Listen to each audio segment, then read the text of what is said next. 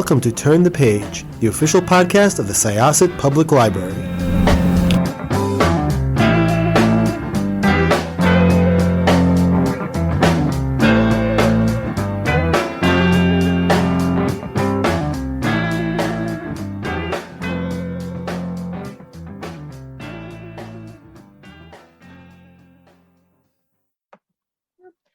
Hi, this is Jessica with Syosset Library's Turn the Page podcast, and we have a guest today from across the pond, as they say. Please tell everyone who you are and about your book.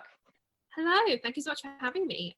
So I'm Christina Sweeney Baird. I'm an author living in London, and my debut novel, The End of Men, is released in the US and Canada on the 27th of April. It's a piece of speculative fiction, which is set between 2025 and 2031, and it shows a virus to which women are immune that kills 90% of the world's male population. So you follow a number of different characters as they try to keep themselves and their family safe, and then you explore how the world would change, how societies would differ in different countries around the world if there was suddenly a massive gender imbalance between men and women. So am I to understand that you actually wrote this in 2018? Yes, I started writing it in 2018 and I finished writing it in 2019. So yes. Writing a book about a pandemic before a pandemic is obviously a twist. Did this delay the release of the book then? Were the publishers like, oh man, we've had so much pandemic, let's take a break from pandemic and delay the release? No, so my publishers bought the book in January 2020 and they set the date of April 2021 for release, and we decided to keep it the same. So it's actually worked out, I think, okay. I think it's good to be in 2021 rather than 2020, certainly for the release, but happily no need to delay it. No, that's great. There were a number of pandemic books that I know of that either came out right before or came out within the year of 2020, and it was, I think, I don't know, I think it was a bit curious to the poor authors who released it then and were like, man, who would have thought? So please tell us, first of all, the title of the book, The End of Men. Where did you come up with it? Because I know that there was another book with that title back in 2010, but it was not fiction. It was more of like a study based on, I think, an Atlantic article. Yeah, so I mean, I quite like I suppose practical titles. I like to know what a book is about from a title. And so the original title that I submitted the book to agents under was The End of Men, an oral history of the Great Male Plague. The book is told in this kind of oral history style, but it felt to me like the right title. I didn't know that those books existed when I was like first writing. And then obviously my agent and I kind of with Googling to kind of look at what other books had the same title. But it was just the best title. The fact is that the book is about a world in which 90% of the male population dies, and the title fits. So I agree. It was a title from quite early on, to be honest. Yeah, it really did. I wasn't sure if it was intentional, if you were riffing on the earlier book. To be honest, I mean, it calls back the feeling of Children of Men, for instance. It has, and which this book has a similar feel, because in Children of Men, it was, I guess, just humanity because children weren't being born. But in this book, it's another big loss of a big chunk of humanity. So it's that same bleak feeling, just in a very different way. And the oral history aspect of it, I really liked. It actually sort of felt akin to World War Z in a way, just how it was told with the changing perspectives. I love World War Z. That's one of my favorite books. Oh, great. Yeah, because I definitely, there was a definite feeling that I got from this that, it was, I think people who love World War Z would definitely love this book, even though the premises are very different. The oral history aspect of it felt very natural. And I think it's a good read for anybody who likes that, that first person changing perspective look at worldwide tragedy, I suppose would be the best way of putting it, even though there's no zombies in this book, but there are incels, which I thought was interesting. So in the book, 90% of men are affected by this disease, and your protagonists, you have several reoccurring protagonists and a few protagonists that are a little bit shorter. How did you decide who you were going to give more time to? So the original first draft had about 40 different perspectives, and in it, every perspective only returned once or didn't return. And it was essentially a kind of world building draft, I suppose, in that I kind of figured out how the story would work and how the world would be affected. So then when I did a big rewrite with my agent in the autumn of 2019, and we went through this process of trying to make sure the book was a lot more emotionally engaging. And that meant picking out the really key voices for people like Catherine, who is actually an invention of that second draft. I feel like she's the heart of the story. She has a husband and a young son in London who she's trying to keep safe. And Amanda McLean, who treats patient zero. So there were some obvious characters like Amanda, for example, who really needed to be central to the story. And then those other perspectives that maybe just pop up once are basically perspectives that we couldn't quite bear to let go of. And we felt like they added, something to the story. For example, there's a woman in Russia called Irina. I can't really say anything about her story without spoiling it. But, that felt like something that added. Yeah, it really did. That was a perspective that I wasn't expecting, especially as far into the book as I got. That was a real wow moment. Thank you. There's a lot of interesting thought pieces within this book. You have all of these women who, in the cases of Catherine and Amanda, are losing their sons, their young sons, and their husbands, and it's so heartbreaking. As a mother of sons myself, you definitely got the emotional aspect in there. Was it hard for you to decide to make these women mothers? It was one of those things actually where to some extent the lives of the characters kind of wrote themselves. And I remember writing, the very, very first scene in the book is before, and it's this final insight, I suppose, into normality, so that you understand hopefully more deeply, I suppose, what is lost. And so and I remember writing it quite quickly, and it just felt so obvious to me that Catherine was like on her way to pick up her son from school, and then she's heading home and she sees her husband comes home.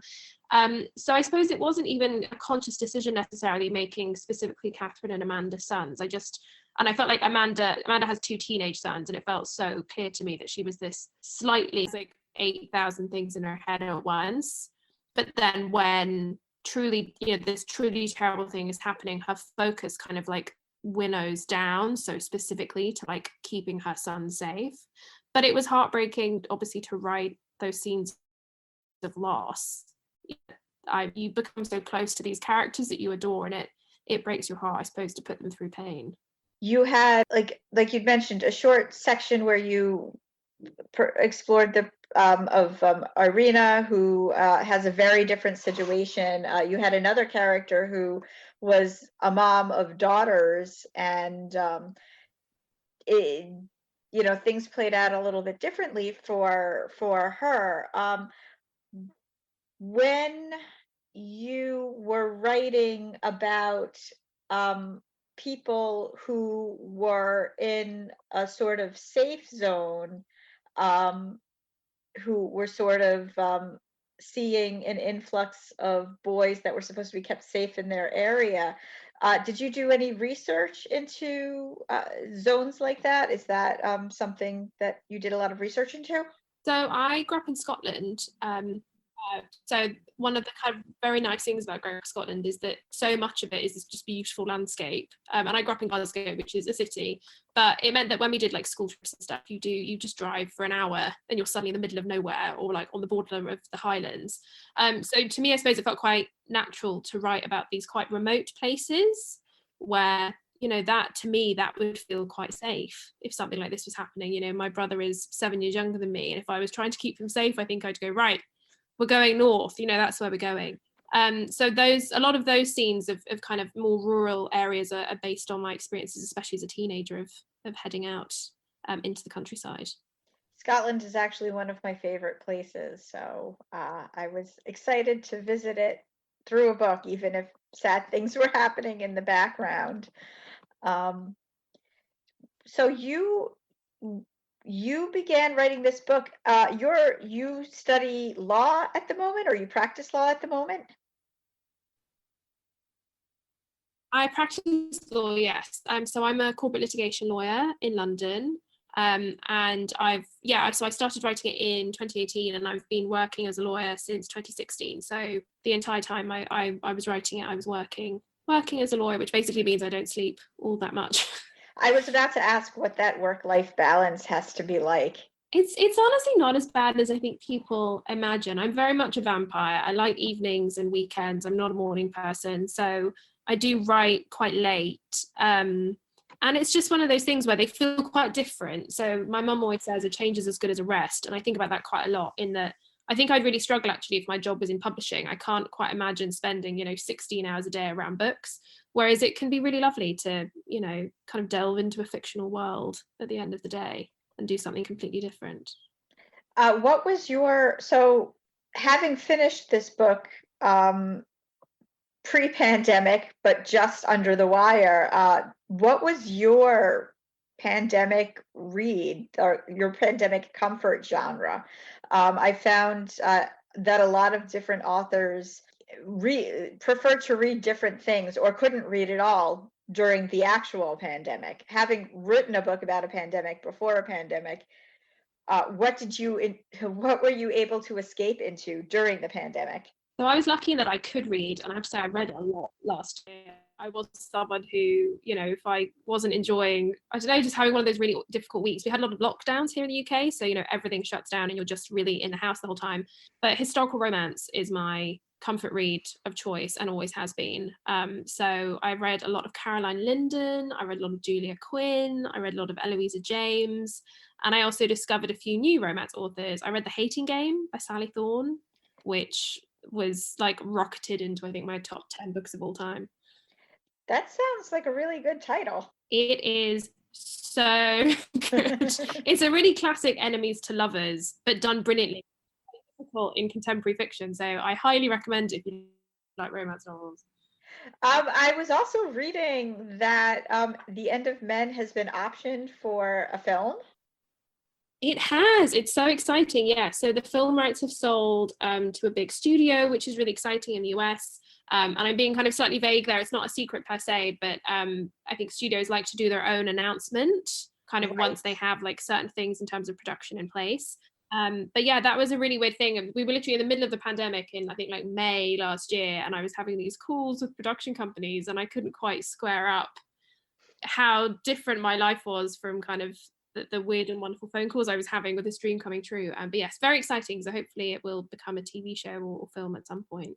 Yeah, that would be amazing. And I think there's a real desire for it. I think even pre-pandemic, there have been so many amazing adaptations. And I think during the pandemic, what people have been streaming has almost been has been as interesting as what people have been reading. I'm not one of those librarians who think that there's like that there's automatically a superiority and you should only read books. I think I think other media can be engaging as well, and there have been so many wonderful adaptations of books recently, so I'm excited to see what comes of this. Me too. And it's true, there's been, I was thinking of some things like unorthodox things like Bridgerton have all been adapted from absolutely brilliant books. So yeah, there's been some amazing book to screen things gone on the last year or so. Yeah, man, Bridgerton has was it Regine Jean Page, and wow, swoon. Agreed. Hard agree. Yeah. Seriously, like that guy's career. I know he had a career before it, but man, it just got much busier. I did also think how remarkable it must be to go through an experience like that, where you suddenly become like one of the most recognizable people on the planet. But like when everything's shut down, you know, how Yeah. odd it must be if he's going to go to a restaurant for the first time in the UK, for example, being, you know, Simon Bassett, Duke of Hastings, whereas before Christmas you were a different person. It must be so bizarre. Yeah, that's true. I hadn't thought of it that way. And I think for a lot of us who've been in lockdown, it's going to be bizarre even if we're not Shondaland's newest heartthrob. But that's a good point. I hadn't thought about that. Do you have like dream castings for your characters? I do actually. One of my friends was asking me about this on WhatsApp the other day, and I thought about. I don't know how famous she is in the US. There's an actress called Romola Garai, Oh, I who love her. She's wonderful. isn't she fab? So she was kind of quite had in my head when I was writing Catherine. Um, and there's a Scottish actress called Kelly MacDonald, who Oh, yes, I know Kelly MacDonald. I kind of thought of her as Amanda, and then one of my friends suggested Rachel Weisz as Lisa, and I couldn't unsee that. I was like, Well, that's amazing. I'm excited to see it come to fruition. So coming out of all of this, hopefully, fingers crossed, are you working on another book at the moment? I am indeed, and in fact, I literally delivered to my agent last night in the early hours the second draft of my second book. So I'm still calling it book 2 because it's untitled. It's not a sequel to End of Men. It's a different speculative fiction novel. But yes, I had the idea for that last January, as in January 2020, and I've been kind of steadily working away on it. I tend to find that I need to think about an idea for about 6 months due to kind of figure out where it's going to go, and then I tend to have about 6-ish months of really proper drafting. So I've been drafting that since September, and yes, I would very much like to have it done soon, not have too many more drafts. When we are able to hear more about it, I hope you'd be willing to come back and chat with us about it. I would love to, and I'm always conscious about this as well. I'm kind of being purposefully quite vague. It is speculative and kind of has a dystopian element, but it's one of those things where also I feel like books can change so enormously, you know, from their first drafts to when they actually make it out into the world, which is why I'm now probably annoyingly vague about what anything I'm writing is about. Did you have to do a lot of medical research to sort of imagine how this would unfold and how it would work? And were you surprised by some of the similarities of the early days that you wrote of this particular pandemic to the one that actually happened? So I did have to do quite a lot of research, yes. In particular, it was really important to me that the science felt plausible. Obviously, you know, I don't think there actually realistically would be a virus that, you know, would only affect men, but I wanted it to feel plausible and be based at least in real science. So I did quite a lot of reading of virology journals and kind of tried to dig into that. And I have a friend who's a doctor who very kindly explained things to me when I was being a bit of a numpty about how like viruses function. And so I did quite a lot of research and like how hospitals work. You know, how does it work if you turn up at A&E, for example? There's a scene quite early on in the book where a patient, you know, arrives at the hospital and really isn't very well, and I wanted to make sure that felt quite real. So yeah, quite a lot of research. And then in terms of, I think it was so strange, frankly, being in the real world pandemic. I didn't quite have the bandwidth to compare it to the fictional world. I think to me, they had to exist as like parallel universes, the real world where COVID-19 was happening, and then the parallel End of Men universe that I'd written. And I tried to keep them quite separate, but there's no way around it that yes, some of the similarities of how, you know, the virus spreads and then people respond to it. The word prescient has come up quite a few times, put it that way, from reviewers. You caught, before actually it happening, you caught that real like frantic feel of something unfolding very quickly, very, very well. And when like I said, when I started reading the book, I almost started getting flashbacks to those early days of COVID, where at first people are like, don't panic, it's okay, is it okay? no, it's not okay. And then just everything's sort of snowballing. So as far as gender goes, later on in the book, more so we start talking about the social constructs of gender. How did you balance that versus the sex, sex versus gender? I think it's one of the kind of key elements that I really wanted to make sure I dealt with sensitively. And I think one of the most difficult things about a book where you have world building is that there's so much more you could cover and there's always more you could say. And so, I absolutely probably could have kind of dealt with that even more. But it was really important to me, for example, to include a trans character and to make sure that, that was, I think, addressed and hopefully discussed in a way that was sensitive. And I think other than that, it's difficult, isn't it? Because speculative fiction is fundamentally imaginative, so you're imagining one version, I suppose, of the world.